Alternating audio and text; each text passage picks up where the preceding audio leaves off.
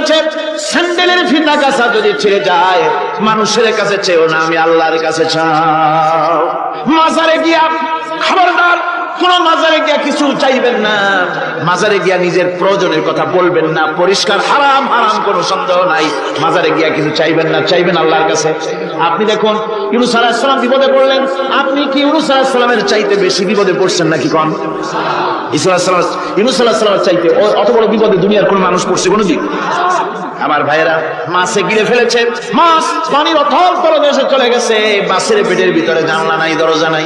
হযরত ইউনূস আলাইহিস সালাম লক্ষ্য করলেন, এখন তো আর বাঁচতে পারবো না, মরা ছাড়া পথ নাই। ইউনূস আলাইহিস সালাম চিৎকার মারলেন, লা ইলাহা ইল্লা আনতা সুবহানাকা ইন্নী কুনতু মিনাজ জালিমিন। পড়েন সবাই, লা ইলাহা ইল্লা আনতা সুবহানাকা ইন্নী কুনতু মিনাজ জালিমিন। লা ইলাহা ইল্লা আনতা, আল্লাহ তুমি ছাড়া কেউ নাই, তুমি ছাড়া কেউ নাই, কোন ইলাহ নাই, মাবুদ নাই। আমি তোমার পবিত্রতা ঘোষণা করছি, তুমি দয়া করে আমাকে বাঁচাও, আমি আমার নিজের উপরে জুলম করেছি। আমার বন্ধুগণ, এত বড় মারাত্মক বিপদের ভিতরে ইউনূস আলাইহিস সালাম যখন চিৎকার মারলেন, পানির ভিতরে বসে, মাছের পেটের ভিতরে বসে, আল্লাহ রাব্বুল আলামিন চুপ করে থাকলেন না, সঙ্গে সঙ্গে রব্বুল আলামিন জবাব দিয়া দিলেন, ফাসতাজাবনা লাহু ওয়া নাজ্জাইনাহু মিনাল গাম্মি ওয়া কাযালিকা নুজিল মুমিনিন। আমি বললাম, ইউনূস তুমি বিপদে পড়েছ, তুমি যখন চিৎকার মারলে, তোমার চিৎকারের আওয়াজ দুনিয়ার কেউ শোনে নাই, কোন রাজা বাদশাহ, তোমার আত্মীয় বন্ধু বান্ধব কেউ শোনে নাই।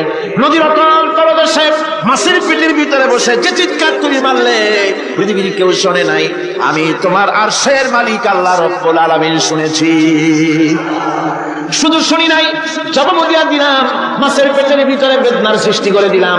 মাছ বেঁধে উঠল নদীর উপরে, ব্যথার চোটে মাছ দেখলো, বমি করা ছাড়া পথ নাই, মাছ দরিয়ার কিনারে গিয়া বমি করে ফালাই দিল ইউনূস আলাইহিস সালামকে। আল্লাহ বলেন, ইউনূসকে বাঁচাই দিলাম। ও পৃথিবীর মুমিনেরা, শুধু ইউনূসকে নয়, পৃথিবীর মুমিন বান্দারা যখন বিপদে পড়বে আর আমার কাছে যদি তারা প্রার্থনা করে, আমার কাছে সাহায্য চাই, ওয়া কাযালিকা নুজিল মুমিনিন, এইভাবে করে আমি মুমিনদেরকে বিপদ থেকে বাঁচাইয়া দিব। জোরে কান সুবহানাল্লাহ। ওয়াদা কার? ওয়াদা কার? সুতরাং মাজারে না, মসজিদে গিয়ে কাঁদবেন। কোথায় গিয়ে কাঁদবেন? কোথায়? মসজিদে গিয়ে। আমার বন্ধুগণ, আল্লাহ রাব্বুল আলামিন বলেন, ইয়ানসুরকুমুল্লাহু ফালা গালিবা লাকুম। আল্লাহ যদি তোমাকে সাহায্য করেন, তবে কোন শক্তি তোমাকে তার উপরে জয়ী হতে পারবে না, কেউ তোমাকে তার থেকে ফিরাতে পারবে না।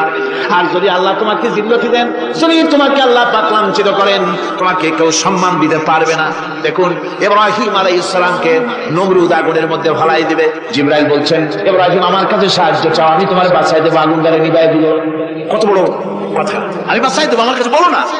ইব্রাহিম আলাইহিস সালাম জিবরাইলের কাছে সাহায্য চাইছে, কোন চেয়েছে? হযরত ইব্রাহিম বলেন, জিবরাইল সাহায্য তোমার কাছে আমি কেন চাইবো? তোমার কাছে সাহায্য চাওয়ার প্রশ্ন ওঠে না, কারণ আমি এমন কোন অন্ধ আল্লাহর ইবাদত করি না যে আল্লাহ তার গোলামের দুঃখ নিজের চোখে না দেখেন। আমি আগুনে পড়ে গেলে, আগুনে চললে পরে আমার আল্লাহ যদি খুশি হন, তাহলে এরকম আগুনে হাজার বার পড়ে জীবন দিতে আমি ইব্রাহিম রাজি আছি। ইব্রাহিম আলাইহিস সালাম আগুনে পড়ে গেলেন, আল্লাহ পাক দেখলেন ইব্রাহিম পাস করছে, কোন ডিভিশন? First class pass. আগুনের ভিতরে পড়ে গেলেন, আল্লাহ পাক সঙ্গে সঙ্গে আগুনের প্রতি নোটিশ করে দিলেন, ইয়া নারু কুনি বারদাও ওয়া সালামান আলা ইব্রাহিম। আগুন আমার ইব্রাহিমের জন্য শান্তিদায়ক, ঠান্ডা হয়ে যা। সুবহানাল্লাহ ওয়া বিহামদিহি। এই জন্য আল্লাহ রাসূল বলেছেন, ইযা সালতা ফাসআলিল্লাহ, যদি কিছু চাও কার কাছে চাইবা? কে শেখাচ্ছেন? রাসূল। আল্লাহ রাসূল বলছেন, ইযা সালতা ফাসআলিল্লাহ, যদি কিছু চাও আল্লাহর কাছে চাও। ওয়া ইযা ইসতানতা ফাসতাইন বিল্লাহ, আর যদি চাইতে চাও, সাহায্য চাও, সাহায্য চাইবা আল্লাহর কাছে। কার কাছে? কোন মাজারে চাইবেন? কোন মাজারে চাইবেন? কোন কবরস্থানে চাইবেন? কারা কারা যাবেন না হাত উঁচু করে দেখা।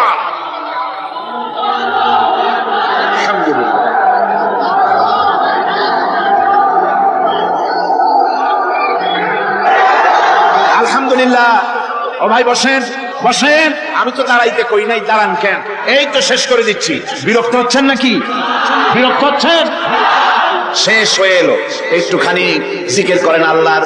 আল্লাহ আল্লাহ আল্লাহ আল্লাহ।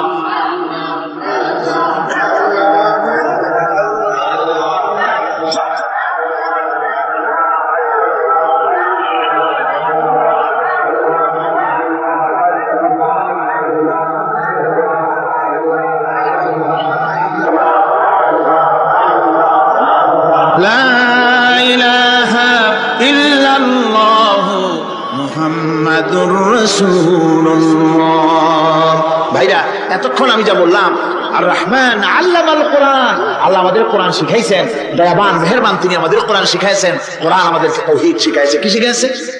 এতক্ষণ তাওহীদের কথা বললাম, এবার শিরকের কথা শুনতে হবে। তাওহীদ বোঝা যাবে না শিরক না জানলে, শিরক বোঝা যাবে না তাওহীদ না জানলে।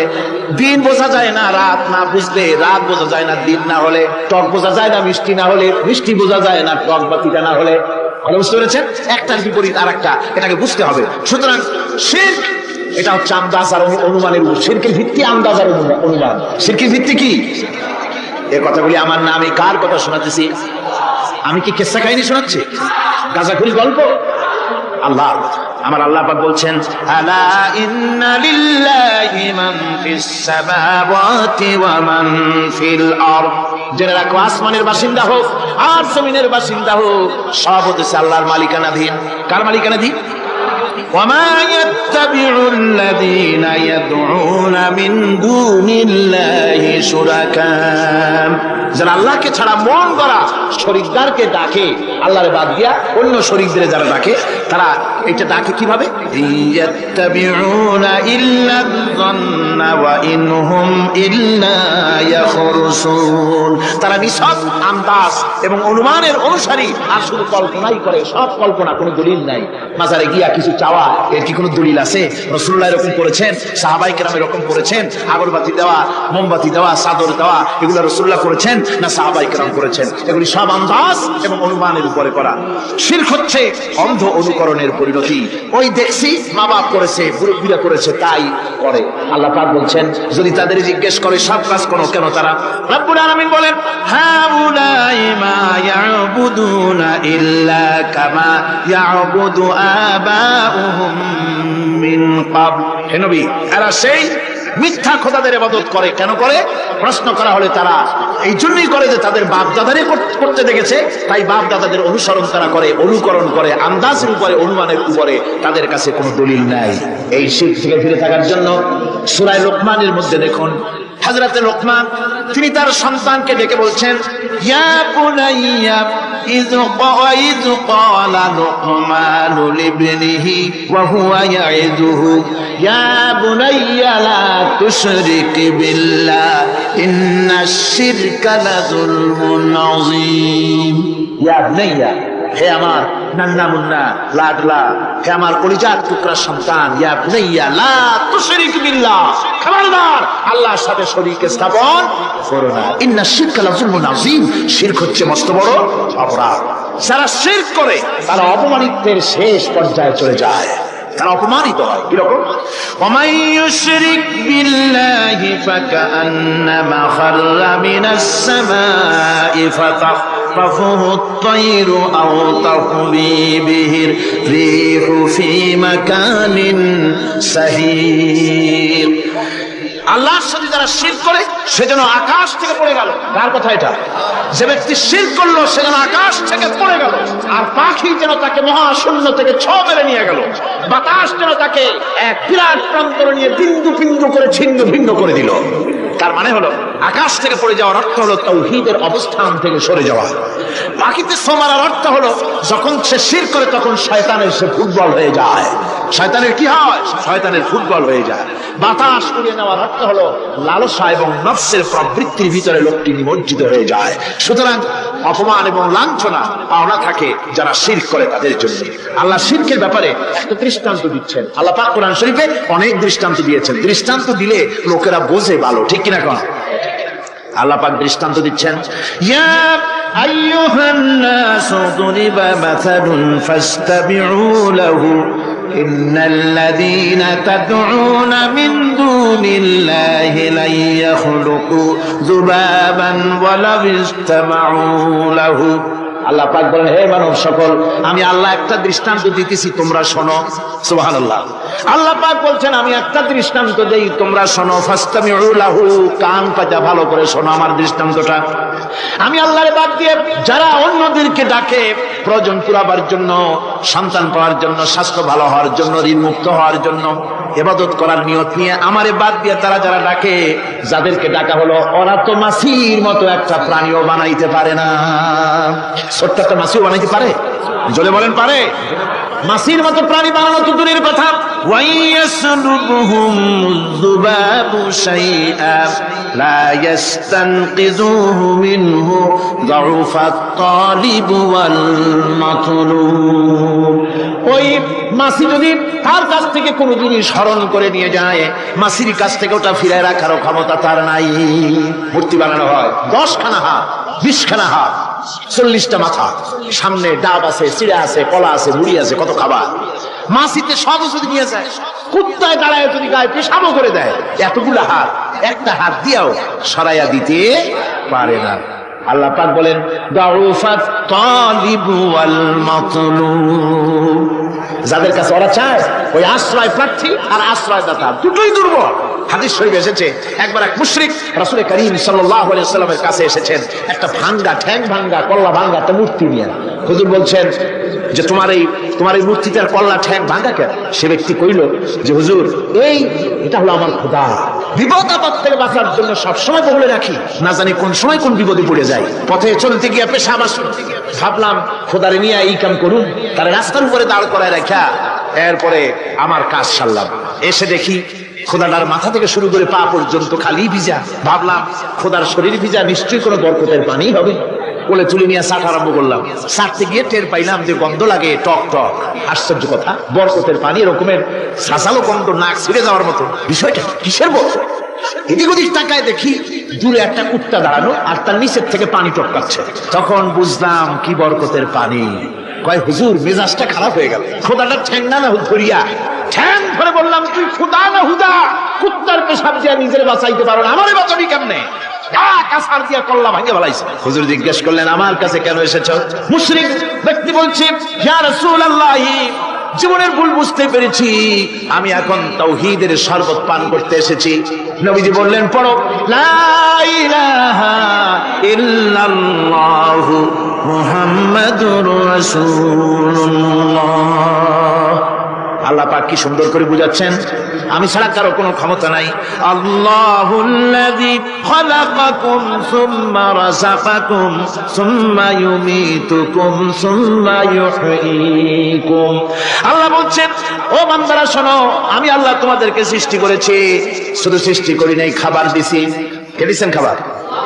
সৃষ্টি করেছি, খাবার দিয়েছি, এরপরে তোমাদের মৃত্যু করব, আবার মৃত্যুর উপরে আমি আল্লাহ তোমাদের জিন্দা করব।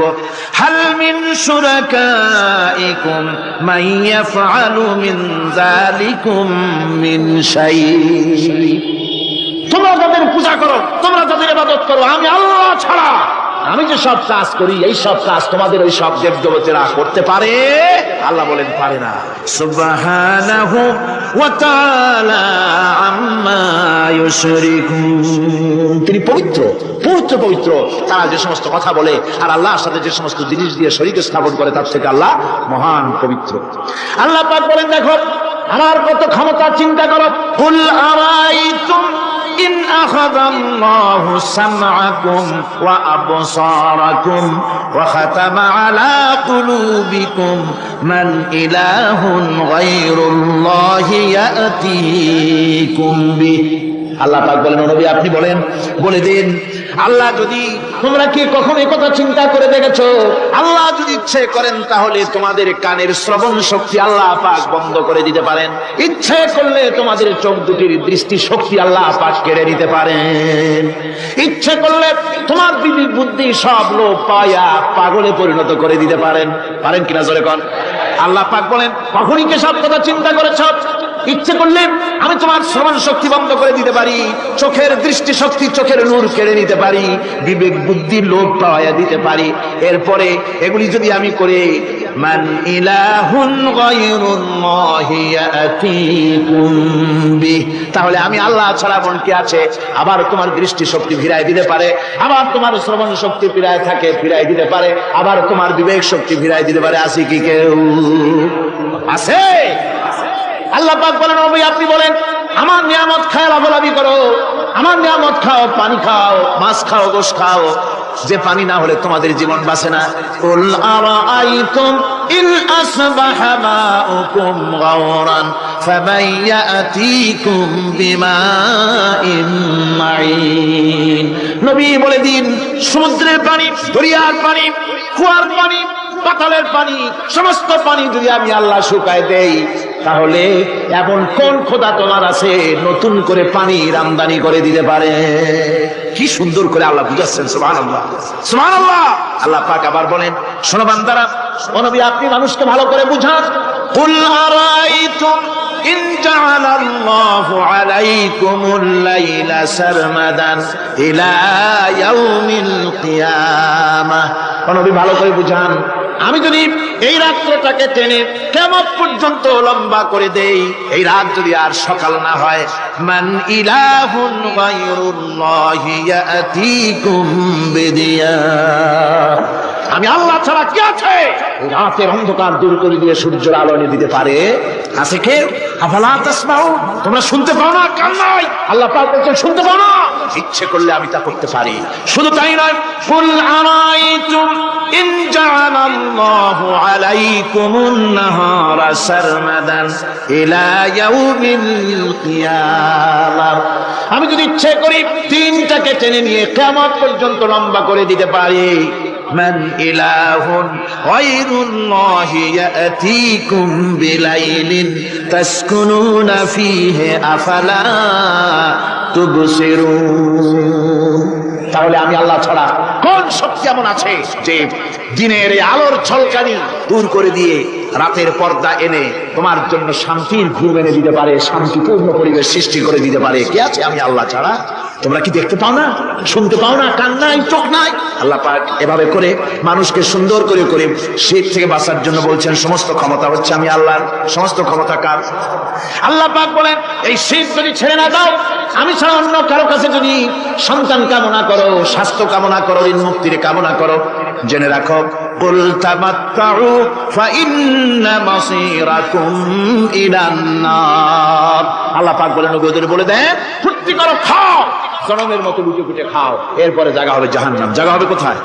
শিরক যারা করে তাদের জায়গা হবে জাহান্নাম। আল্লাহ বলে দিয়েছেন, ইন্নাহু মান ইউশরিক বিল্লাহি ফাকাদ হারামাল্লাহু আলাইহিল জান্নাহ ওয়া মাওয়াহুন নার। যে ব্যক্তি শিরক করবে তার জন্য আল্লাহ পাক জান্নাতকে হারাম করে দিবেন। নাউযুবিল্লাহ, আল্লাহর জান্নাত হারাম।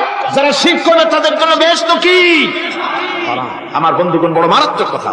খবরদার, এই শিরক থেকে আমাদেরকে বাঁচতে হবে। আল্লাহ সব গুনাহ মাফ করবেন। শিরকের গুনাহ আল্লাহ পাক বলছেন, ইন্নাল্লাহা লা ইয়াগফিরু আন ইউশরাকা বিহি ওয়া ইয়াগফিরু মা দুনা যালিকা লিমান ইয়াশা। আল্লাহ রাব্বুল আলামিন শিরকের গুনাহ মাফ করবেন না, সমস্ত গুনাহ মাফ হয়ে যাবে। শিরকের গুনাহ রাব্বুল আলামিন মাফ করে দিবেন না। ওয়া মান ইউশরিক বিল্লাহি ফাকাদ ইফতারা ইসমান আযীমা। যারা শিরক করলো তারা আল্লাহর সাথে মিথ্যা আরোপ করলো, জুলম করলো আল্লাহর উপরে। জোরে কোন নাউযুবিল্লাহি মিন যালিক। ভাইরা আমার, সুতরাং আমাদেরকে ডাকতে হবে একমাত্র আল্লাহ পাককে। কাকে ডাকতে হবে? আল্লাহ পাককে ডাকতে হবে। তিনি আমাদের সমস্ত প্রয়োজন মিটিয়ে দিবেন। এই বিশ্বাস আছে তো? এই বিশ্বাস হয়েছে? আল্লাহ পাক বলছেন, ওয়ালা তাদউ মিন দুনিল্লাহি মা লা ইয়ানফাউকা ওয়া লা ইয়াদুররুকা ফাইন ফাআলতা ফাইন্নাকা ইযাম মিনাজ জালিমিন। আল্লাহকে ছেড়ে এমন শক্তিকে কেন ডাকো যে শক্তি তোমার কোনো ফায়দা করতে পারবে না, কোনো ক্ষতিও করতে পারবে না, এমনকি ওরা নিজেদেরও কোনো উপকার করতে পারে না। আল্লাহ পাক আরো বলেন, ওয়াইয়ামসাসকাল্লাহু বিদুররিন ফালা কাশিফা লাহু ইল্লা হুয়া। আল্লাহ পাক যদি কোনো বিপদ দেন, ওই বিপদ থেকে তোমাকে কেউ ফিরাইয়া দিতে পারে না।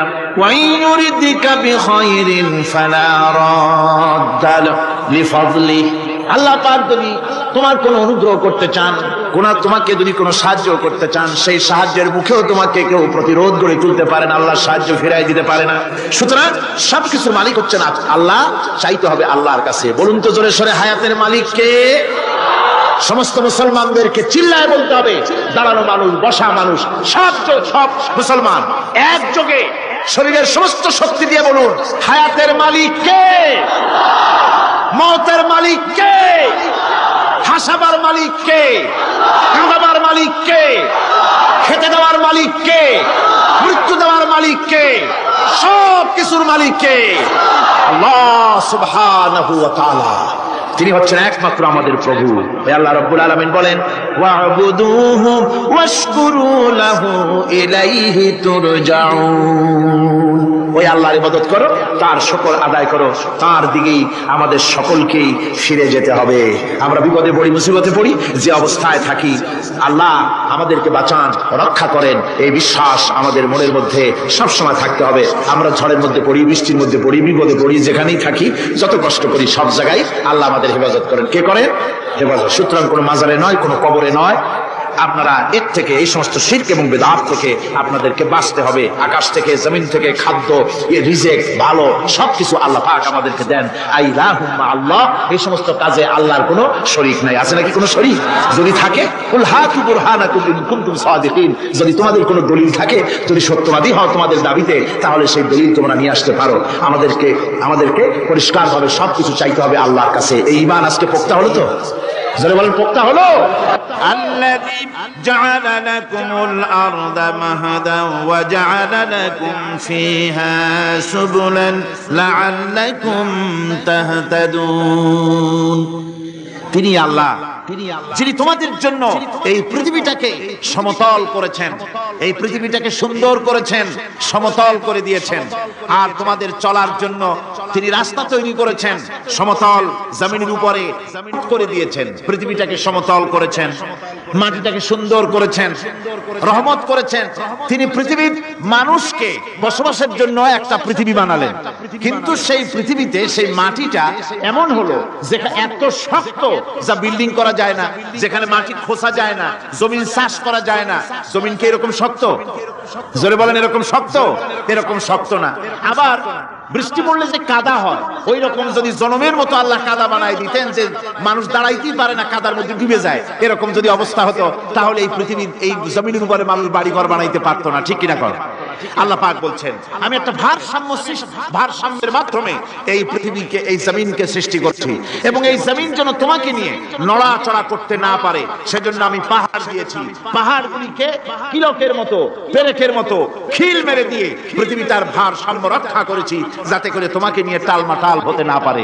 এই সুন্দর করে পৃথিবীটা বানালাম। তারপরে ولقد مكناكم في الأرض وجعلنا لكم فيها معايش قليلا ما تشكرون।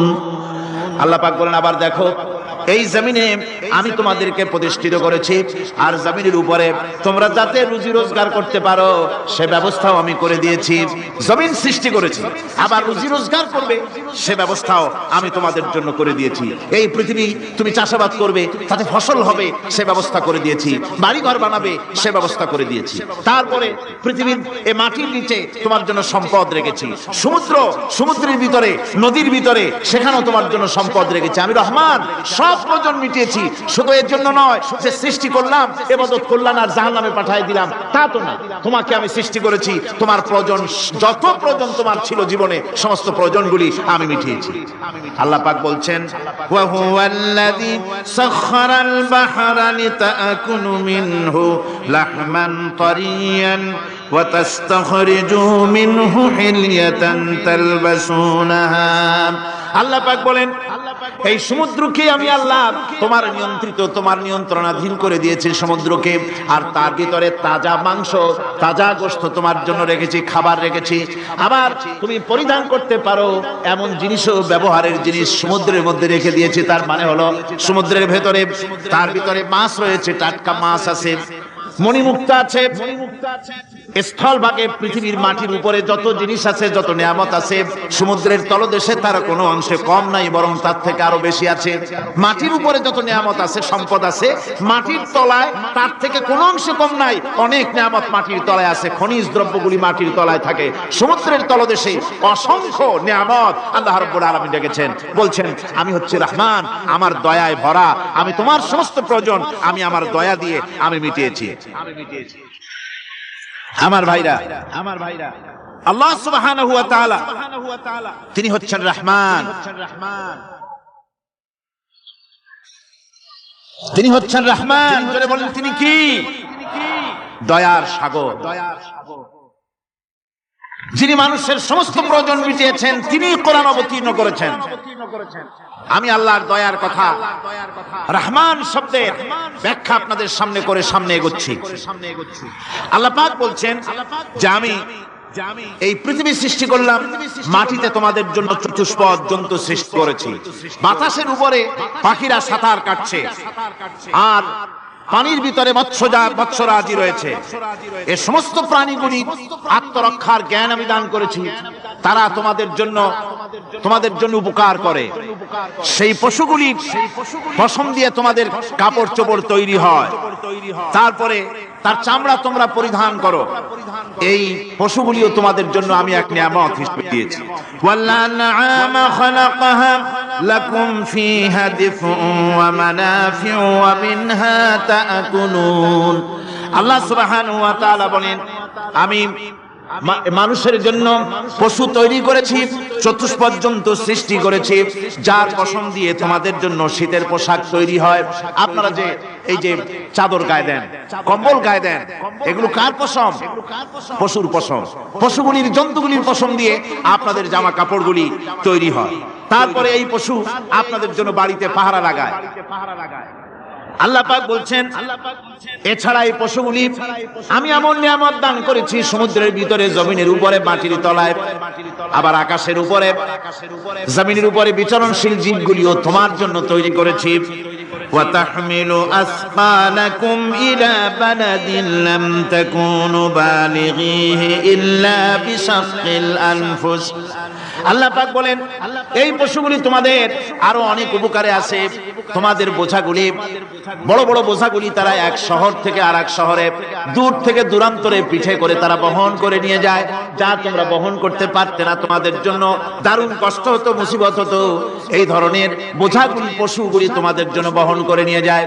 গাধা, ঘোড়া, হাতি আপনাদের বোঝাগুলিকে, বিরাট বিরাট বোঝা যা টানতে ট্রাক লাগে, মানুষের জন্য কষ্ট হয়, এই বোঝাগুলিও এই পশুর দ্বারা আল্লাহ পাক বহন করায় থাকেন। আল্লাহ পাক বলছেন ইন্না রাব্বাকুম লারাউফুর রহিম। নিশ্চয়ই তোমাদের রব, তিনি তোমাদের প্রতি অত্যন্ত দয়াশীল, তার দয়া পৃথিবীর চতুর্দিকে ছড়িয়ে আছে। তিনি আমাদেরকে এই কোরআন নাযিল করেছেন, এই কোরআন আমাদেরকে শিক্ষা দিয়েছেন এমন এক রহমান যার দয়া পৃথিবীর চতুর্দিকে সর্বত্র ছড়িয়ে আছে। আল্লাহর দয়া চতুর্দিকে কি ছড়িয়ে আছে? কোন? আল্লাহর দয়া, আল্লাহর মহব্বত, আল্লাহর করুণা সর্বত্র ছড়িয়ে আছে। আল্লাহ পাক বলছেন পশু সৃষ্টি করলাম, পশুগুলি তোমাকে পাহারা দিল, তার গোশত তোমরা খেলে, তাকে দিয়ে তোমরা মাল বহন করলে, তার পশম দিয়ে জামা কাপড় বানালে। আরো দেখো কি করলাম এই পশু দিয়ে, ওয়া ইন্না লাকুম ফিল আনআমি লাইবরা نسقيكم مما في بطونه من بين فرث ودم لبنا خالصا سائغا للشاربين। আল্লাহ রাব্বুল আলামিন বলেন চতুষ্পদ জীবের মধ্যে বুদ্ধিমান ব্যক্তিদের জন্য নিদর্শন রয়েছে। যারা বুদ্ধিমান তাদের জন্য নিদর্শন রয়েছে। দেখো তোমার গাভীগুলি, এগুলি জমিনের ঘাস খেলো, এই ঘাস খাওয়ার পর তার শরীরের ভিতরে রক্ত তৈরি হলো, পেশাব হলো, ময়লা হলো। সেই পেশাব, ময়লা, রক্ত ইত্যাদির ভেতর থেকে আমি তোমাদের জন্য দুধ তৈরি করে দিলাম। যেখান থেকে পেশাব বের হলো, পায়খানা বের হলো, তার পাশের থেকে স্বচ্ছ, সুন্দর, সুমিষ্ট, সুস্বাদু দুধ আমি তোমাদের জন্য বের করে দিলাম। সুবহানাল্লাহ ওয়া বিহামদিহি। দেখুন, এই দুধ আল্লাহ পাক তৈরি করলেন। কাগজ তৈরি হয় যে মিল, কলকারখানায়, পেপার মিল। আপনারা যদি কোনো পেপার মিলে জানতো যে দেখবেন কাগজ তৈরি হয় গাছ দিয়ে। এই গাছগুলি মিলের মধ্যে, মেশিনের মধ্যে ঢুকানো হয়। মেশিনের ভিতরে গাছটা ঢুকে মেশিনের তাপে, বৈদ্যুতিক তাপে এই গাছগুলি গলে যায়, পানি হয়ে যায়।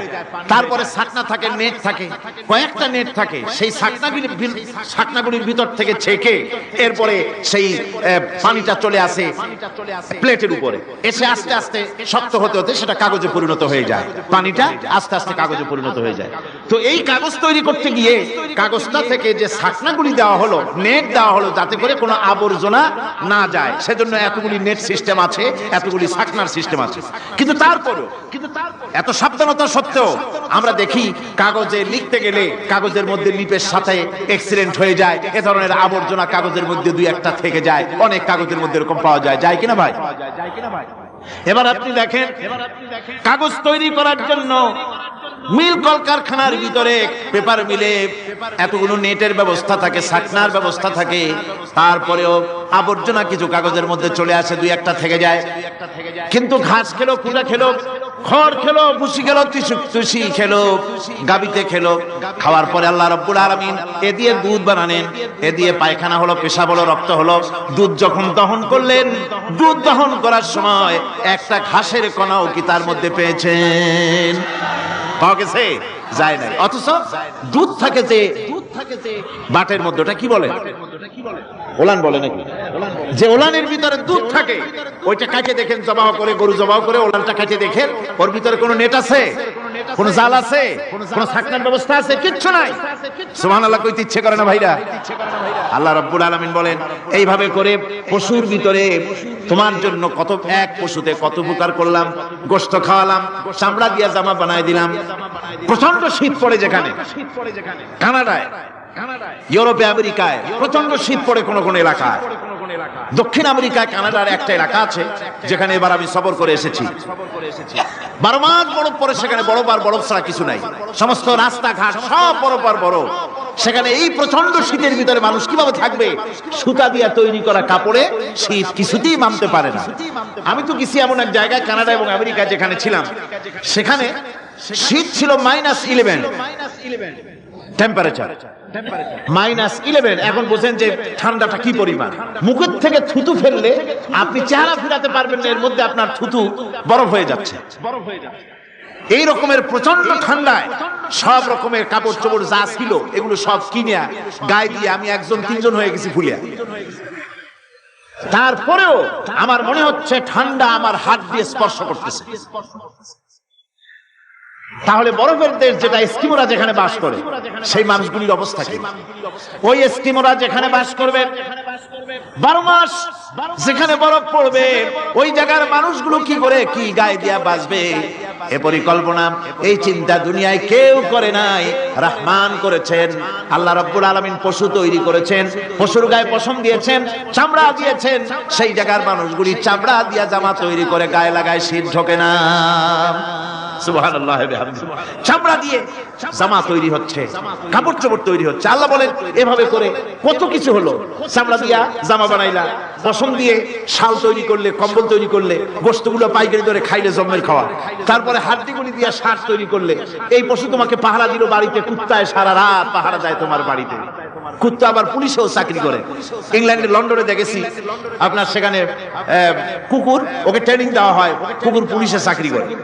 কোন কোন পুলিশ আছে হাবিলদার, সাব ইন্সপেক্টর, তবে কুত্তা জানে না যে সাব ইন্সপেক্টর কিনা আছে। বিভিন্ন বিভাগ তাকে দেওয়া হয়েছে এবং তারা এত নির্ভরযোগ্য, শুধুমাত্র চোরের ছবি আর তার ব্যবহৃত জামা কাপড় একটুখানি নাকে শুকাই দেবে কুত্তাকে, পুলিশ আর যাওয়া লাগবে না। এই কুত্তা পুলিশই যথেষ্ট। খুঁজা চোর যদি একবার তার নজরে এসে যায় আর ছাড়াছাড়ি নাই। তাকে হাজির করবে, পুলিশের সামনে এনে হাজির করবে। তো এই কুকুর বাড়িতে পাহারা দিচ্ছে আপনার জন্য, তারপরে পুলিশের দায়িত্ব পালন করতেছে। মানুষ মরে গেলে কোথায় মরেছে সেগুলি সন্ধান করে নিয়ে আসতেছে, মাইন কোথায় পোতা আছে তা খুঁজে নিয়ে আসতেছে। কত উপকার আল্লাহ পাক করছেন। আল্লাহ পাক বলছেন, দেখো বান্দা, তোমার জন্য এই ধরনের অসংখ্য নিয়ামত আমি দান করেছি। আর এই নিয়ামতগুলি কার থেকে আসছে? ওয়ামা বিকুম মিন নি'মাতিন ফামিনাল্লাহ।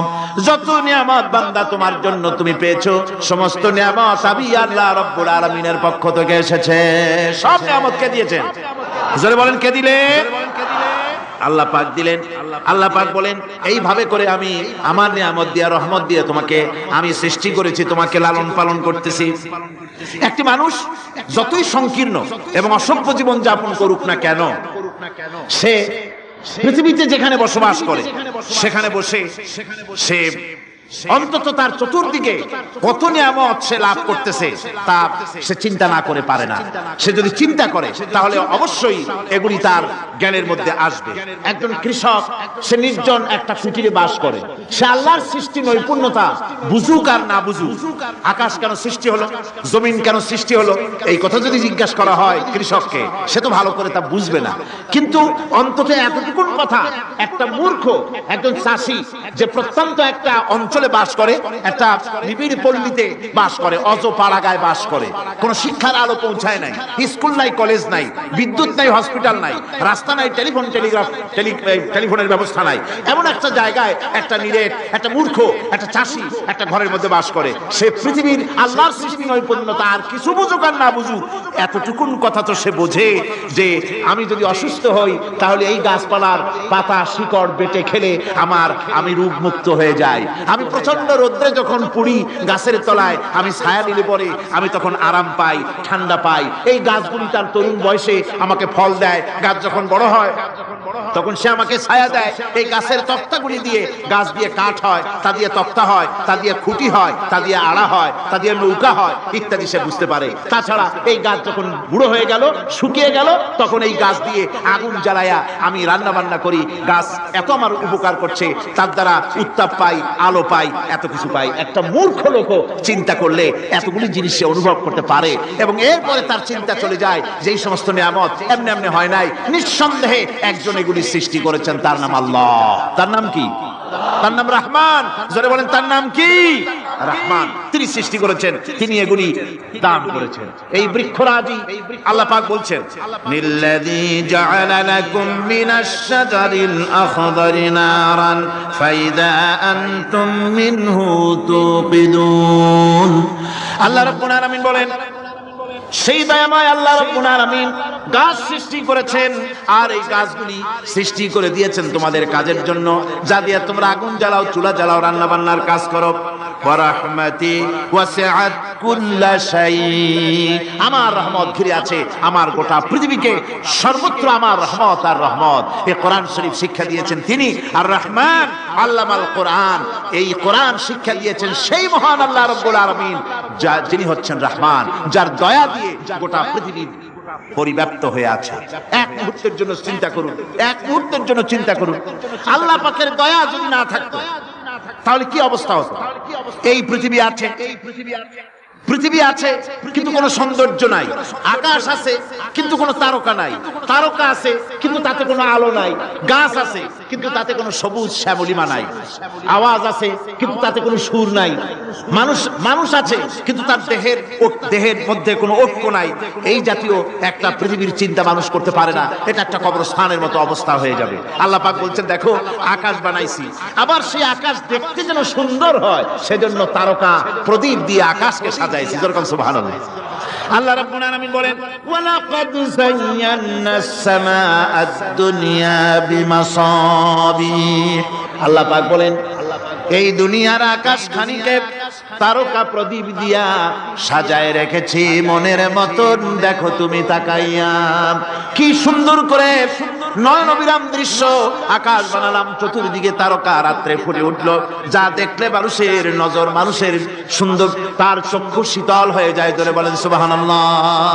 সুন্দর করে এই আকাশটাকে আমি সাজিয়েছি। তারপরে আল্লাযী খালাকা সাবআ সামাওয়াতিন তিবাকা মা তারা মিন খালকির রহমানি মিন তাফাউত। স্রষ্টা তিনি, সপ্ত আকাশ রচিলেন থরে থরে, কোন ত্রুটি হেরিবে না তার পূর্ণ সৃজন পরে। চাও তুমি তার সৃষ্টি পানে, দেখো কিছু ভুল চোখ, ফিরাও তোমার নয়ন খানি, ফিরাও তোমার মুখ, অক্ষমহীন দৃষ্টি তোমার সৃষ্টিতে পাবে ফাঁকি, ফিরাও তোমার নয়ন খানি, ফিরাও কাঙ্গালাখি। আল্লাহ পাক বলেন আমার আকাশের দিকে তাকাও, বারবার তাকাও, সূর্যের দিকে তাকাও, চন্দ্রের দিকে তাকাও, গাছপালার দিকে তাকাও, তাকায় দেখো কোনো ভুল আছে নাকি, ভালো করে দেখো কোনো ভুল আছে নাকি। আল্লাহ পাক বলেন আবার তাকাও, দেখতে দেখতে তোমার চক্ষু দুর্বল হয়ে তোমার কাছেই ফিরে আসবে। আমার সৃষ্টি নৈপুণ্যতার ভিতরে কোনো ভুল পাবে না। সুবহানাল্লাহ। একজন দরবেশ সাহেব, তিনি একবার এই সূরা পড়তেছিলেন, মুখস্থ তেলাওয়াত করতেছিলেন, একটা গাছের তলায় বসে, একটা বট গাছের তলায় বসে এটা তেলাওয়াত করতেছিলেন। যখন তিনি পড়লেন হাল তারা মিন ফুতুর, আমার সৃষ্টি নৈপুণ্যতার ভিতরে কোনো ভুল পাওয়া যায় নাকি? দরবেশ সাহেব চিত হয়ে শুয়ে শুয়ে তেলাওয়াত করতেছেন আর বলছেন আল্লাহ রাব্বুল আলামিন, তোমার সৃষ্টি নৈপুণ্যতার ভিতরে কোনো ভুল ধরার ক্ষমতা তো কোনো মানুষের নাই। তবে একটা জিনিস আমার নজরে পড়লো, এই যে বিরাট বট গাছটা, পৃথিবীতে যত গাছ আছে যেমন গাছ তেমন ফল, তাল গাছটা যেমন ফলও তেমন, নারকেল গাছটা যেমন ফলটাও তেমন, কিন্তু এত বড় বিশাল বট গাছ ফল হতেছে ছোট ছোট ট্যাবলেটের মতো। গাছটা যেমন ফলটা তেমন হয়নি। আল্লাহ এটা ভুল না, তুমি বলেছো যে দেখো কোনো ভুল টুল আছে নাকি, তুমি ভুল তো না, আমার চোখে এটা লাগলো, যেমন গাছ তেমন ফল হয়নি। দরবেশ সাহেব চিত হয়ে শুয়ে শুয়ে তেলাওয়াত করছেন, মনের মধ্যে এই চিন্তা আসলো, গাছটা যেমন তেমন ফলটা হলো না। দরবেশ সাহেব বলেন এই চিন্তা করতেছি, হঠাৎ করে একটা দমকা হাওয়া বয়ে গেল, ডালে ডালে বাড়ি লেগে গেল, একটা আদা পাকা বটের ফল অনেক উপর থেকে বৃন্তচ্যুত হয়ে চট করে এসে আমার নাকের উপরে ফট করে পড়লো। নাকের উপরে এমন ভাবে পড়ছে নাকটা জ্বলে উঠছে। আমি সেজদায় পড়ে গেলাম। দরবেশ সাহেব বলেন আমি সেজদায় পড়ে গেলাম, চোখের পানি ফেলে আল্লাহর দরবারে মাপ চাইলাম, বললাম রব্বুল আলামিন, তোমার কোন জিনিসের ভিতরে কোনো খুঁত নাই, নিখুঁত জিনিস তুমি বানাইছো, কোনো ভুল নাই। আমি চিন্তা করেছিলাম নারকেল গাছ যেমন তার ফল তেমন, তাল গাছ যেমন তার ফল তেমন, বট গাছটা যেমন তেমন ফল। আমার আন্দাজ মতো, আমার চিন্তা মতো যত বড় বট গাছ অত বড় ফলটা যদি হতো, বটের ফলটা যে পজিশন নিয়ে আমার নাকে পড়েছিল, গাছ যেমন ফল তেমন হলো, নাকও যেত, আমার মাথাও যেত। আল্লাহ রাব্বুল আলামিন বলেন দেখো বান্দা, আমার সৃষ্টি নৈপুণ্যতার মধ্যে কোনো ভুল পাবে না। সুবহানাল্লাহ, কোনো ভুল নাই, বারবার তাকাও, কোনো ভুল পাবে না। আল্লাহ সুবহানাহু ওয়া তাআলা সুন্দর করে বানিয়েছেন, যা দেখবেন শুধু সুন্দর আর সুন্দর। সুবহানাল্লাহ বলে, শুধুই সুন্দর। ফুলের সৌন্দর্য দেখেন, গাছের সৌন্দর্য দেখেন, জমিনের সৌন্দর্য দেখেন, পাখির সৌন্দর্য দেখেন। আল্লাহ পাক যা বানালেন সবগুলিকে আল্লাহ পাক সুন্দর করে করে সৃষ্টি করেছেন, সব গুছিয়ে গুছিয়ে সুন্দর করে করে বানিয়েছেন, অসুন্দর করে কিছু বানান নাই। ফুল দেখতে কত সুন্দর, ফুলের থেকে ফল হয়, সে ফল হওয়ার জন্য ফুলের পুংকেশর আর স্ত্রী কেশরের মিলন ঘটতে হয়। তো ফুল তো আর চলতে পারে না, এই মিলনটা কেমনে হবে? এই জন্য আল্লাহ পাকের রুচি দেখেন, আল্লাহ পাকের রহমত দেখেন, আল্লাহর কুদরত চিন্তা করুন। সুবহানাল্লাহ বিহামদিহি। ফুল সুন্দর জিনিস, ফুলের চাইতে আর কিছু সুন্দর আছে নাকি? এত সুন্দর ফুল, এই পুংকেশর এবং স্ত্রী কেশরের বিনিময়টা কে করবে? এইটা করার জন্য আল্লাহ পাক এই দায়িত্ব তেলাপোকাকে দেন নাই, দিছেন নাকি? আরশোলাকে দিছেন, সার পোকাকে দিছেন, কুই পোকাকে দিছেন, তাতে ফুলের ইজ্জত নষ্ট হবে। ফুল যেমন সুন্দর, আল্লাহর রুচি, আল্লাহ রাব্বুল আলামিনের সৌন্দর্য বোধ কত বিরাট, কত মহান আল্লাহ পাক। ফুল যেমন সুন্দর, ওই সুন্দর ফুলের উপরে তেলাপোকা পড়লে ফুলের সৌন্দর্য নষ্ট হবে। এজন্য আল্লাহ পাক ফুল যেমন সুন্দর, ওই পুংকেশর আর স্ত্রী কেশরের মিলন ঘটাবার জন্য রব্বুল আলামিন সুন্দর প্রজাপতির ব্যবস্থা করেছেন। ফুল যেমন সুন্দর, প্রজাপতিও সুন্দর। প্রজাপতির ডানায় কোন শিল্পী কোন তুলি দিয়ে এত রং লাগালো? সুবহানাল্লাহ বিহামদিহি, সুবহানাল্লাহ বিহামদিহি। আল্লাহ পাক বলছেন এমনি সুন্দর করে বানালাম, মানুষ বানাইছি, সে মানুষের সৌন্দর্য দেখো। দুইটা চোখ দিলাম দেখার জন্য, চোখ কি জন্য? এখন এই চোখ দুটা যদি কুমিরের মতো আল্লাহ গোল বানাই দিতেন, চোখ গোল এরকম কুমিরের মতো দেখতে বিশ্রী হতো। চোখ দুটোকে আল্লাহ টানা টানা করেছে, চোখের উপরে ভুরু লাগিয়েছে, তাতে আবার পশম দিয়েছে, চোখে পিসি দিয়েছে, চোখের ভিতরে মণিটা কালো করেছে, তার চতুর্দিকে সাদা অংশকে নীলাভ করেছেন যাতে কালোটা আরো ফুটে ওঠে। সুবহানাল্লাহ বিহামদিহি। কত সৌন্দর্য আল্লাহ রাব্বুল আলামিন মানুষকে দিয়েছেন। আল্লাহর রহমতের ওয়াজ সারা বছর করলেও তো ফুরাবে না, এত রহমত এত দয়া আল্লাহ সুবহানাহু ওয়া তাআলা। মানুষ আল্লাহ কি সুন্দর করে বানালেন। একবার একজন দরবেশ সাহেব রাস্তা দিয়ে যাচ্ছেন, প্রতিমধ্যে তিনি দেখতে পেলেন নদী থেকে এক কলসি পানি নিয়ে এক যুবতী সুন্দরী মেয়ে রাস্তা বেয়ে যেতেছে। দরবেশ সাহেব দাঁড়ায় গেলেন আর ওই যুবতীর দিকে এক নজরে তাকায় আছেন, চোখে পলক দেয় না। এরপরে যুবতী থমকে দাঁড়ায় গেল।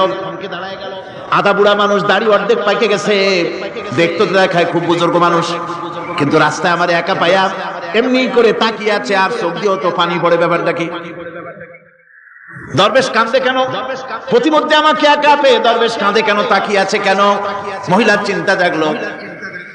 শেখ সাদী রহমতুল্লাহ আলাইহি ঘটনা লিখেছেন, বাংলা কবিতার অনুবাদ করেছেন। একদা সুখদায়ক প্রমোদাবদন দর্শন করি মম ঝরিল নয়ন, হেসে কহে সেরূপসী সবিস্ময় মন, কহ দেখি মহাশয় কহ কি কারণ। বিষয় বিরাগী তুমি ভুবনে প্রচার, কি হেতু জন্মিল তব মানস বিকার।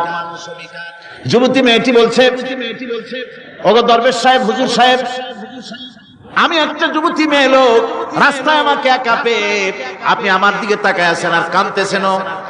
এই বৃদ্ধ বয়সে ভীমরতি হলে কেন? আমাকে দেখে কাঁদেন কেন আর এক নজরে কেন তাকায়ছেন? কারণটা কি? কি কুমতলব আছে? দরবেশ সাহেব বলছেন, হেসে কহিলাম বালে করহ শ্রবণ, নেত্র ঝরে তবু হেতু ভেব না এমন। হে রূপসী মেয়ে, তোমার জন্য আমি কান্দি, একথা একবারও চিন্তা করো না। যে শিল্পী রচিল এই সুধাংশু বদন, তাহার তরে ঝরে নেত্র নয়নে জীবন। তোমার প্রেম পাওয়ার জন্যে তোমাকে দেখে লোবাতুর এবং কামুক হয়ে তোমার দিকে তাকায় কান্দি, একবারও ভেবো না। আল্লাহর কসম আমি কাঁদতেছি, তোমার এত সুন্দর স্বাস্থ্য আর চেহারা যে আল্লাহ রাব্বুল আলামিন বানায় দিলেন, না জানি সেই আল্লাহ কত সুন্দর। যার সৃষ্টি এত সুন্দর সে আল্লাহ রাব্বুল আলামিন না জানি কত সুন্দর। আল্লাহ পাক সেই সুন্দর আল্লাহ রাব্বুল আলামিনকে দেখার তৌফিক যেন আমরা পাই। জোরে বলেন আমিন, আর জোরে বলেন আমিন। আল্লাহ পাক বলছেন আমি সুন্দর করে সব তৈরি করে দিয়েছি। বুঝবে তারা যারা চিন্তাশীল, যারা গবেষণা করে। ইন্না ফি খালকিস সামাওয়াতি ওয়াল আরদি ওয়া ইখতিলাফিল লাইলি ওয়ান নাহার লাআয়াতিন লিউলিল আলবাব। নিশ্চয়ই যারা নাকি জ্ঞানবান, তারা রাত এবং দিনের পরিবর্তন, আকাশ এবং জমিনের সৃষ্টি ইত্যাদির ব্যাপারে, এই সৃষ্টি নৈপুণ্যতার ব্যাপারে তারা চিন্তা করে, গবেষণা করে। রাত এবং দিনের পার্থক্য মানুষের জীবনকে জীবন পদ্ধতিকে দুই ভাগে বিভক্ত করেছে, রাত এবং দিন। দেখেন আল্লাহর রহমত এবং কুদরত সব জায়গায় রাত এবং দিন মানুষের জীবন চলার পথকে, জীবন পদ্ধতিকে কয় ভাগে ভাগ করেছে? দুই ভাগ। আল্লাহ পাক বলেন, ওয়াজআলনাল লাইলা লিবাসান ওয়াজআলনান নাহারা মাআশা। আমি রাতকে করেছি শান্তির বাহন, রাতকে করেছি আচ্ছাদন, শান্তির বাহন, আর দিনকে করেছি রোজগার করার জন্য। দিনের বেলায় রোজগার করবে, কামাই রুজি করবে, কল কারখানায় যাবে, খেতে খামারে যাবে, অফিস আদালতে যাবে, কাজ কাম করবে। এ কাজ করে করে শরীরের ভিতরে ক্লান্তি আসে, অবসাদ এসে যায়। আল্লাহ রাব্বুল আলামিন বলেন আমি আবার রাত বানালাম। ওই রাতের বেলায় বানর যখন ঘুমায় যায়, এই ঘুম তার সমস্ত অবসাদ আর ক্লান্তি দূর করে দিয়ে সকাল বেলায় আবার তাজা মানুষ করে সমস্ত একেবারে পরিপূর্ণ কর্মক্ষম একজন মানুষে তাকে পরিণত করে দেয়। রাতটাকে আচ্ছাদন করে দিয়েছি, দিনের কোলাহল মুক্ত রাত। সূর্যের আলোর ঝলকানি, তীব্র আলো নাই, চিৎকার নাই, আওয়াজ নাই। রাতের একটি অন্ধকার চাদর পরিয়ে দিলাম এই পৃথিবীর উপরে, রাতের একটি অন্ধকার চাদর পৃথিবীর উপরে পরিয়ে দিলাম। কোলাহল মুক্ত পৃথিবী এখন, সূর্যের তীব্র আলো আর নাই। এখন আরামে তুমি ঘুমিয়ে যাও, ঘুমাও, আবার সকালবেলা উঠে তুমি কাজ করবে। আল্লাহ পাক বলেন, আমি এভাবে ওয়ামির রাহমাতিহি জাআলা লাকুমুল লাইলা ওয়ান নাহারা লিতাসকুনু ফীহি ওয়া লিতাবতাগু মিন ফাদলি। আল্লাহর রহমতের ভিতরে এটাও রহমত, আল্লাহর করুণা, আল্লাহর দয়া যে তিনি দিনকে করেছেন রুজি কামার জন্য, রাতকে করেছেন তিনি তোমাদের জন্য ঘুমাবার জন্য, বিশ্রামের জন্য। এই ব্যবস্থা আল্লাহ রাব্বুল আলামিন করেছেন, যিনি তোমাদেরকে দুপুর বেলায় বিকেল বেলায় তোমাদেরকে অবসাদ গ্রহণের জন্য, আরামের জন্য দুপুর এবং বিকাল সকাল ইত্যাদি তৈরি করেছেন। কোরআন শরীফের ভিতরে আল্লাহ পাক এই সমস্ত কথাগুলি ব্যাখ্যা সহকারে বলে দিচ্ছেন যে আমার রহমত ওয়াসিআত রাহমাতি কুল্লি শাই, সমস্ত জিনিসে চতুর্দিকে তুমি যেখানে আছো তার চতুর্দিক আকাশ এবং জমিন আমার রহমত তোমাকে ঘিরে রেখেছে। এই কোরআন নাযিল করেছেন সেই আল্লাহ, সেই রহমান, যার দয়া সর্বত্র ছড়িয়ে আছে। আল্লাহ পাক বলছেন, এরপরে তোমাকে সৃষ্টি করলাম, জমিন সৃষ্টি করলাম খাবারের জন্য। আমার রহমতের বিষয়টা দেখো, আমি এমন দয়াবান, এমন মেহেরবান। এবার তোমার খাবারের জরুরত হলো, তুমি কি খাবে? সেজন্য এই জমিনে ফসলের ব্যবস্থা আমি আল্লাহ করেছি। জোরে বলেন সুবহানাল্লাহ। জমিন শুকায় গেছে, বৈশাখ মাসের জ্যৈষ্ঠ মাসের প্রচন্ড রৌদ্রের তাপে জমিন শুকায় গেছে। এই জমিনে তুমি ফসল ফলাবে কি করে যদি না পানি দিয়ে জমিনটারে ভিজায় দেই? আল্লাহ বলেন, জমিন ভিজাবার দায়িত্ব আমি নিলাম। আল্লাহুল্লাযী আরসালার রিয়াহা ফাতুসিরু সাহাবা। সমুদ্রের পানি, লবণাক্ত পানিগুলি বাষ্পীয় আকারে উত্থিত হয়ে যায়, মেঘমালায় পরিণত হয়ে যায়। বাতাসকে বলি, এই মেঘকে টেনে নিয়ে যাও অমুক জায়গার উপরে। মেঘ চলে এলো। আল্লাহ বলেন, ফাসুকনাহু ইলা বালাদিন মাইয়িতিন ফাআহইয়ানা বিহিল আরদা বাদা মাউতিহা কাযালিকান নুশুর। আল্লাহ পাক বলছেন, বৃষ্টির পানি পড়লো, মরা জমিন জিন্দা হয়ে গেল। এই মরা জমিন জিন্দা হলো। এরপরে তুমি বীজ বপন করলে, ধান বপন করলে, গম বপন করলে, মাটির খাসলাত হলো সব পচায় দেওয়া। মাটির খাসলাত কি? কথা বুঝেন না? মাটির ধর্মটা কি? পচায় দেওয়া। যা রাখেন পচে যাবে, লোহা রাখেন জং ধরে যাবে, পাথর রাখেন আস্তে আস্তে, এ ধরনের যেসব জিনিস রাখেন আস্তে আস্তে করে ধ্বংস হয়ে যাবে, পচে যাবে। ওই মাটির ভিতরে ধান এবং গম, আপনার ফসল, আপনার খাদ্য, আপনার রিজিককে আমানত করে দিলেন। আল্লাহ পাক ওটাকে হেফাজত করলেন। এরপরে ওর ভিতর থেকে পাতা অঙ্কুরিত হয়ে বেরিয়ে এলো। এখন কেউ যদি বলে, আল্লাহ যদি পানি না দেন, আল্লাহ যদি বৃষ্টিটা না দেন, তাহলে আমার অসুবিধাটা কি? আল্লাহ বলেন, দেখো বৃষ্টিটা তো আমি দিলাম। বৃষ্টিটা কে দিলেন? আল্লাহ পাক বলেন, আফারাআইতুমুল মাআল্লাযী তাশরাবুন আনতুম আনজালতুমুহু মিনাল মুজনি আম নাহনুল মুনজিলুন। তোমরা যে পানি পান করো, আকাশ থেকে পানিটা কে বর্ষণ করে? তুমি করো না, আমি করি? কে করে যেরকম? আল্লাহ পাক বলছেন, আমি পানি বর্ষণ করি। সেই পানিটা, এই যে বঙ্গোপসাগরের পানি, আপনাদের কর্ণফুলীর পানি, মিষ্টি না নোনা? কি পানি ধরে গন? এই নোনা পানি আকাশে উঠলো। আল্লাহ পাক বলেন, ইচ্ছে যদি করতাম, লাউ নাশাউ জাআলনাহু জাজান ফালাউলা তাশকুরুন। পানি উঠালাম, নোনা পানি, ইচ্ছে করলে লবণাক্ত অবস্থায় অবতীর্ণ করে দিতে পারতাম, জমিনের ফসল সব নষ্ট হয়ে যেত। কিন্তু আমি নোনা পানি উঠায়া ওই পানিগুলিকে মিষ্টি করে আমি নাজিল করে, জোরে কান সুবহানাল্লাহ, মিষ্টি পানি অবতীর্ণ করে দিলাম। এখন মানুষ বলে, আল্লাহ পানি না দিলে কি হইতো? আমাদের খাল আছে, বিল আছে, সাগর আছে, নদী আছে, পুকুর আছে, হাওড় আছে, টিউবওয়েল আছে, ডিপ টিউবওয়েল আছে।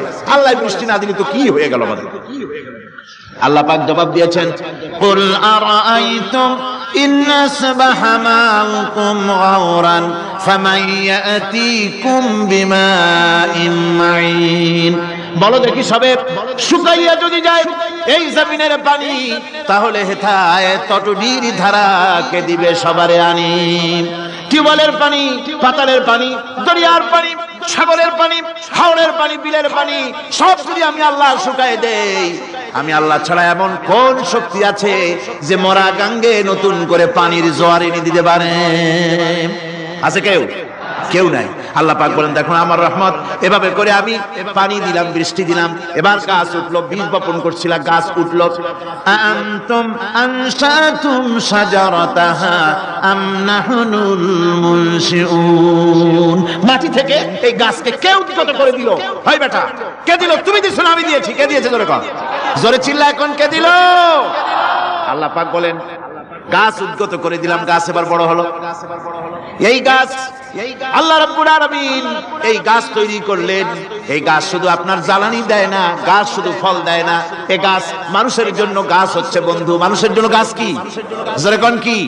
বন্ধু। সেই বন্ধুরে জন্মের কাটা কাটবেন নাকি? এই গাছ তৈরি হচ্ছে। গাছ বন্ধু কি করে? গাছ বন্ধু হচ্ছে আমরা যে শ্বাস প্রশ্বাস নেই, মুখের থেকে নাকের থেকে যে শ্বাসটা ফেলি, সেটা হচ্ছে আমরা গ্রহণ করি বাতাস থেকে অক্সিজেন, ছেড়ে দেয় কার্বন ডাই অক্সাইড। এটা হচ্ছে বিষ। এটা কি? আমরা নিলাম পরিশুদ্ধ অক্সিজেন, নিলাম, ছেড়ে দিলাম এটাকে বিষ করে, এই বিষটা ছড়িয়ে গেল। এখন এই বিষ যদি আল্লাহ পরিশুদ্ধ করার কোন ফ্যাক্টরি না বানাতেন, তাহলে পৃথিবীর সমস্ত প্রাণী মরে যেত। সুবহানাল্লাহ কইতে ইচ্ছে করে না? আল্লাহ পাক কি ব্যবস্থাটা করলেন! কোন দুনিয়ায় ফ্যাক্টরি নাই মানুষ যে বিষাক্ত করে দেয় আবহাওয়াকে, সেটাকে রিফাইন করার ব্যবস্থা মানুষের কাছে নাই। আল্লাহ ব্যবস্থা করেছেন কি? আল্লাহ পাক গাছ বানায় দিলেন। গাছের সবুজ শ্যামল রং, ঘাসের সবুজ শ্যামল রং, তার খাদ্য হতেছে আপনি যেটা ছেড়ে দেন, আপনার জন্য যেটা বিষ সেটা হচ্ছে তার জন্য খাদ্য। কার্বন ডাই অক্সাইড গাছ টেনে নেয়, সারা রাত টানতে থাকে অক্সিজেন থেকে, বাতাস থেকে সারা রাত টানতে থাকে কার্বন ডাই অক্সাইড, খাবার হিসাবে সে টেনে নেয়।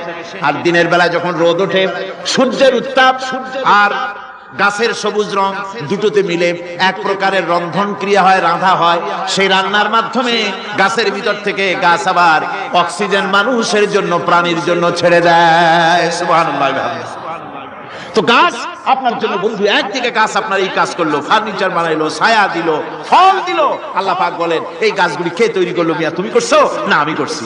আমি আমার রহমত দিয়ে তোমার গাছ বানাই দিলাম। এরপরে ফসল দিলাম, ফসল হলো, তোমার তরি তরকারি হলো, সবকিছু তোমার হয়ে গেল। এবার ফসল দেখা মানুষে যখন দেখে জমিনে বড় বড় ধানের গোছা হয়েছে, মোটা মোটা ধানের গোছা হয়েছে, মোছে তখন তেল মাখিয়ার নতুন নতুন গানের আয়োজন করে। এবার ফসল বেশি হয়েছে, গান, থিয়েটার, বাজনা, গুনাগার বিবি, কত রকমের গানের ব্যবস্থা করে ফেলে। জমিনে ফসল আর মোছে তেল মাখে আনন্দে। আল্লাহ রাব্বুল আলামিন বলেন লাউ নাশাউ লাজআলনাহু হুতামান ফাযান্তুম তাফাক্কাহুন, আমি যদি ইচ্ছে করি তোমার জমিনের সমস্ত ফসলটাকে আমি সম্পূর্ণ কুটায় পরিণত করে দিতে পারি, তুষে পরিণত করে দিতে পারি। পারেন না? ধানের ভিতরে আল্লাহ যদি চাউল না দেন, তাহলে সব তুষ হয়ে যাবে না? তখন কি করবেন আপনারা? কি করবেন? বাংলাদেশ তখন হরতালের দেশ। যখন আপনি দেখলেন যে জমিনে ধানে এবার সব তুষ হয়েছে, তখন আল্লাহর বিরুদ্ধে হরতাল করেন। লাভ হবে কিছু? লাভ হবে? আল্লাহর বিরুদ্ধে আপনারা অনশন ধর্মঘট করেন, লাভ হবে কিছু? কোন লাভ হবে? আল্লাহ রাব্বুল আলামিন বলেন কোন লাভ হবে না, বরং তোমরা তখন বলবে ইন্না লামুগরামুন বাল নাহনু মাহরুমুন। কপালে তখন আঘাত করবে, পরাঘাত করতে থাকবে আর বলবে যে আরে কপাল পোড়া হয়ে গেলাম, হতভাগ্য হয়ে গেলাম, বঞ্চিত হয়ে গেলাম, আল্লাহর রহমত থেকে সর্বনাশ হয়ে গেল। তখন কপালে আঘাত করা ছাড়া আর কিছুই করতে পারবে না। আল্লাহর বিরুদ্ধে মিছিল চলে না, সমাবেশ চলে না, বিক্ষোভ চলে না, হরতাল চলে না। মহান আল্লাহ রাব্বুল আলামিন বলছে দেখো এইভাবে করে তোমার ফসলের ব্যবস্থা আমি আল্লাহ করেছি। আমি রহমান, আমি আল্লাহ পাক কি? এমন রহমান। আজ জমিনের ফসল বৃদ্ধির জন্য ইউরিয়া, সুপার সালফেট, সালফার সারের ব্যবস্থা হয়েছে, নানান জাতের সারের ব্যবস্থা হয়েছে। যখন এই সার মানুষ তৈরি করতে শেখে নাই, আবহমান কাল থেকে এই জমিনের জন্য সারের ব্যবস্থা কে করেছেন? জোরে কোন? আল্লাহ পাক বলেন আমিন আয়াতিহি আইয়ুরিকুমুল বারকা খাউফান ওয়া তামা। আমার অসংখ্য নিদর্শনাবলীর মধ্যে এটাও একটি নিদর্শন যে আকাশে বিদ্যুৎ চমকে মেঘের গর্জন হয়। এই যে বিদ্যুৎ চমকে গর্জন হয়, এর মধ্যে রয়েছে মানুষের জন্য ভীতি এবং আশা। তারা ভয় পায়, আর এর মধ্যে আশাও রয়েছে। আশাটা কি? আশা হচ্ছে এই যে বিদ্যুৎ যে বছর যত বেশি চমকায় মেঘে, সে বছর জমিনে ফসল তত বেশি বাড়ে। কৃষিবিদরা বলেছেন বিদ্যুৎ যত বেশি চমকায় জমিনের ফসল তত বেশি বাড়ে। সুবহানাল্লাহ। এর একটা সিস্টেম আছে, সেই সিস্টেম অনুযায়ী আল্লাহ জমিনে ফসল বাড়ায় দিলেন। আল্লাহ ফসল দিলেন। এবার আপনার আল্লাহ পাক বলছেন, দেখো ফসল দিলাম, ধান হলো, চাউল হলো, মাছ হলো, গোশ হলো, সব হয়ে গেছে, এখন তুমি খাবে। রান্না বান্না হয়ে গেল, রহমত আমার দেখো, আমার রহমতটা দেখো। এ কোরআন শিখাইছেন সেই আল্লাহ রাব্বুল আলামিন, যার নাম রহমান। জোরে বলেন, তার নাম কি? রহমান। চাউল হয়ে গেছে, চাউল তো শুধু ভর্তা বানায় খাওয়া যাবে না, ভাত হয়েছে, আটা দিয়া রুটি তৈরি হয়েছে, কি দিয়া খাবেন?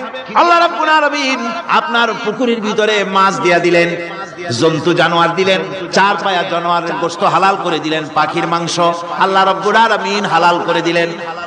এখন মাছ হলো, গোশ হলো। মাছ আর গোশ সিদ্ধ করে খাওয়া যাবে? জোরে বলেন, যাবে? যাবে না। তার গন্ধ নষ্ট করতে হবে আর সুঘ্রাণ সৃষ্টি করতে হবে। এই গন্ধ নষ্ট করে সুঘ্রাণ সৃষ্টি করার জন্য লবঙ্গ তৈরি করলেন কে? কথা কন না কেন? এলাচি কার? দারচিনি কার? লবণ কার? মরিচ কার? হলুদ কার? পেঁয়াজ কার? সুবহানাল্লাহ।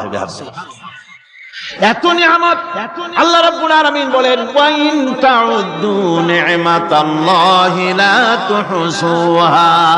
আমার নিয়ামত গণনা করে করে আমার নিয়ামত গুণে শেষ করতে পারবে না, এত নিয়ামত আমি দান করেছি।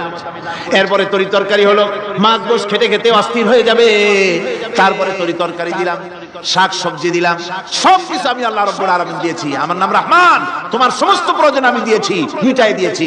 এবার তরি তরকারি হলো, আর মানুষ তরি তরকারি খাইলো, আল্লাহ শুকর আদায় করলো না। শুকর আদায় করে? এত সুন্দর মজার কদু, সেই কদু খায়, আর কদু খাইয়া মোসে তাও মারে, আর বলে স্বাদের লাউ বানাইলো বইরে। আল্লাহ শুকর আদায় করে, আল্লাহর নিয়ামতের শুকরিয়া আদায় করে। আমার ভাইয়েরা, আল্লাহ রাব্বুল আলামিন বলেন, এই পৃথিবীর আমি রহমান, কোরআন আমি শিখাইছি, আমি রহমান।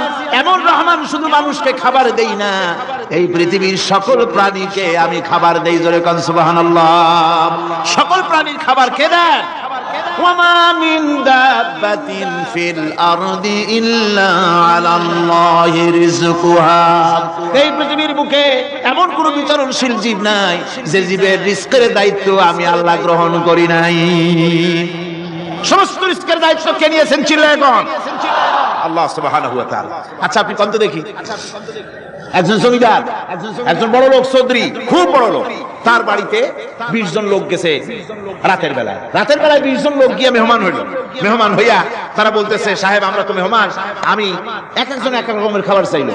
একজনে বললো আমি হরিণ খাবো, আর একজনে কয় আমি মুরগি খাবো, আর একজনে বললো আমি খরগোশ খাবো, আর একজনে বললো আমি হাতি খাবো, আর একজনে বললো আমি ছাগল খাবো। 20 জন মানুষে 20 রকমের খাবার চাইলো। একজনে কয় বোয়াল মাছ খাবো, আর একজনে কয় রুই মাছ খাবো। 20 জনে 20 রকমের খাবার দাবি করলো। বলেন জমিদার তো বাড়িতে, জমিদারের বাপ, সেও কি পারবে 20 জনকে 20 রকমের খাবার পরিবেশন করতে? কোন প্রস্তুতি ছাড়া পারবে? কোন প্রস্তুতি ছাড়া, কোন প্রস্তুতি ছাড়া জমিদার হোক, রাজা বাদশাহ হোক, 20 জন মানুষের খাবার 20 রকমের দিতে পারে না। আর আল্লাহ এমন রহমান, এই পৃথিবীর লক্ষ কোটি কোটি জাতির প্রাণীকে কোটি কোটি রকমের খাবার আল্লাহ রাব্বুল আলামিন পরিবেশন করতেছেন। সাপের খাবার একরকম, ব্যাঙের খাবার আর এক রকম। ব্যাঙে যা খায় সাপে তা খায় না, সাপে যা খায় ব্যাঙে তা খায় না। হাতির খাবার, গন্ডারের খাবার, ভল্লুকের খাবার, বাঘের খাবার, সিংহের খাবার, মানুষের খাবার, ছাগলের খাবার, মুরগির খাবার, মশার খাবার, শালপোকার খাবার, সমস্ত খাবার ভিন্ন ভিন্ন। আবার সমস্ত খাবারের মজা আল্লাহ রাব্বুল আলামিন আলাদা আলাদা করে দিয়েছেন। এমন রহমান, আপনার পেট ভরবেন শুধু স্বাস্থ্য বানাবার জন্য, পেট ভরে খাওয়া দরকারটা ছিল। আল্লাহ পাক দেখলেন যে না, শুধু পেট ভরলে তো এরকম খাইতে চাইবে না, তাই আল্লাহ রাব্বুল আলামিন জিহ্বা দিয়ে দিলেন যাতে করে মজা লাগে আর খায়।